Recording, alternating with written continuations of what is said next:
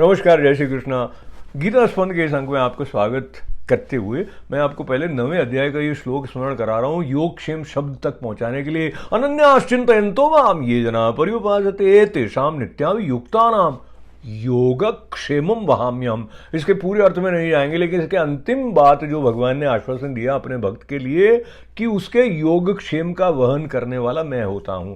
योग का अर्थ इस संदर्भ में बताया गया है कि जो प्राप्त करने की इच्छा हो ना आपकी, वो प्राप्त करने के लिए प्रयत्न करना, प्राप्त करना, तो योग हो गया, युक्त हो गया वो जो आपको चाहिए था, घर वर हो गया, जो भी है।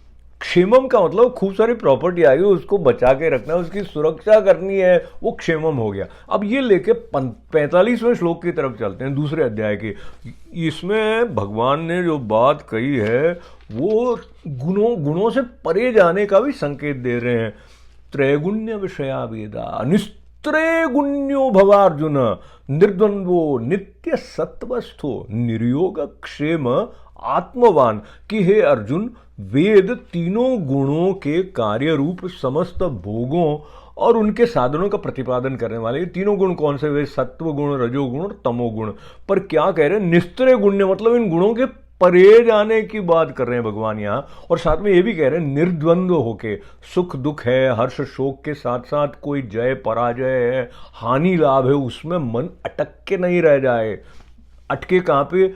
नित्य सत्वस्थ, जो नित्य सत्व है वो तो परमात्मा है, उसमें मन रम जाए। और साथ ही साथ ये भी कह दिया कि इस तरह की आपाधापी मन में नहीं हो कि मुझे ये प्राप्त हो जाए, मुझे वो मिल जाए, नाम की, पद की, प्रतिष्ठा की, पैसे की, वो कामना नहीं है। योग का मतलब है कि प्राप्त कर लेना, यहां पर जिस संदर्भ में है। और क्षेम का मतलब जो प्राप्त किया है उसको सुरक्षित रख लेना। तो अगर रात दिन मन इसी में लगा जाएगा कि और ले लूं और ले लूं, और जो आया है इसको कैसे बचाऊं, या इन्वेस्ट कर दूं, या फलाने आदमी को पता नहीं लगे, इसके लिए मेरा माइंड चलता रहे, तो वो नित्य सत्व स्तर की तरफ जाएगा ही नहीं, वो तो इसी में चक्कर काटता रह जाएगा।